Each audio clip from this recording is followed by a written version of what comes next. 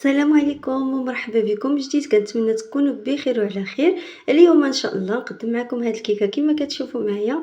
كتجي خفيفه وسهله ولكن الطعم ولا اروع، يعني الطعم ديال البرتقال بحال كتاكلي في الليمون. مرحبا بكم ودوزوا على بركه الله تشوفوا المقادير وكذلك طريقه التحضير. الفيديو راه ساهل ماهل وكذلك خفيف ظريف. مرحبا. ندوزوا عندنا 4 البيضات، كاس ديال العصير ديال البرتقال، وكاس لاروب قل شويه ديال السنيده، ومع كاس لاروب ديال الزيت. كناخدوا 4 البيضات ديالنا كنضربوهم مزيان حتى كتذوب ديك السنيده، وكنبدا نضيفو في الماء العناصر الاخرى. نضيف هنايا الزيت كما كتشوفوا معايا هنا، وعندي كذلك بشر ديال البرتقال، يعني داك الليمونه اللي عصرت كما كتشوفوا معايا هنا. غادي نضيف الليمون وكنضرب شويه حتى كيذوبوا دوك العناصر. عندي هنايا قشور ديال 2 ليمونات ماشي وحده باش يعطينا داك المذاق ديال الليمون غالب. وعندي هنايا 2 خمارات ديال الحلوى، اي ما يعادل 14 غرام، يعني كل وحده فيها تقريبا 7 غرام، اولا ممكن ديروا حتى ديال 8 غرام. كنضربوا هاد العناصر كما كتشوفوا معايا. انا كندير هنايا الخميره، كيبدا العناصر كتفاعل لان كاين البرتقال.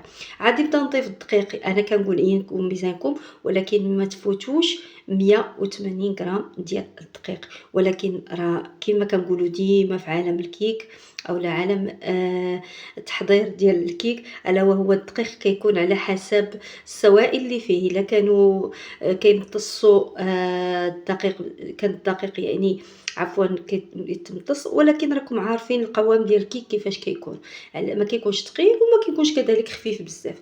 ها نتوما كما كتشوفوا معايا هنا، بعد ما ضربتو كنوريكم كيفاش داير القوام ديال الكيك ديالنا، ولكن المقادير بالضبط والتفصيل غادي نحطهم لكم في صندوق الوصف. هنايا خديت المول، انا عوض نرش الدقيق اللي حنا ديما كنرشوه ديما عارفينه، انا هنا رشيت الكنافه على المول ديالنا.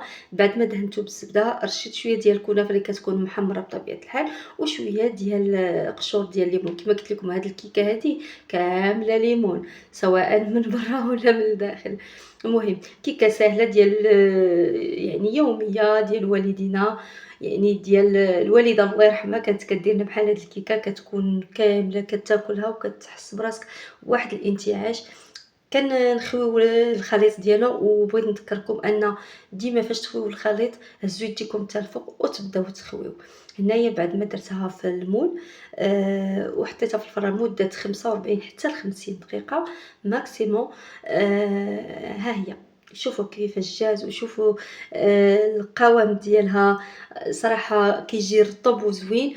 وشوفوا هنايا شحال تنفخات، راني كيجي كتجي طالعه نيت. شوفوا قداش طالعه وكتجي غزاله. ممكن تسقيوها من الفوق ثاني بشويه ديال الليمون. انا درت ليها شويه الليمون وشويه ديال العسل باش تجي هكايا كتبري، ودرت شويه ثاني ديال هذاك ديال قشور ديال الليمون كما كنت دايراهم بيد اصلا من التحت.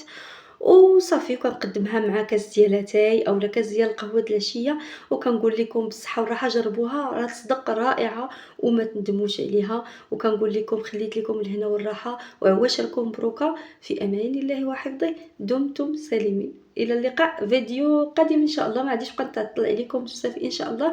مره نحط لكم فيديو 2 فيديوهات في السيمانه طوال، وخلاص لي فيديو صغار هما كيكونوا كتار. استودعكم الله الذي لا تضيع ودائعه، في امان الله.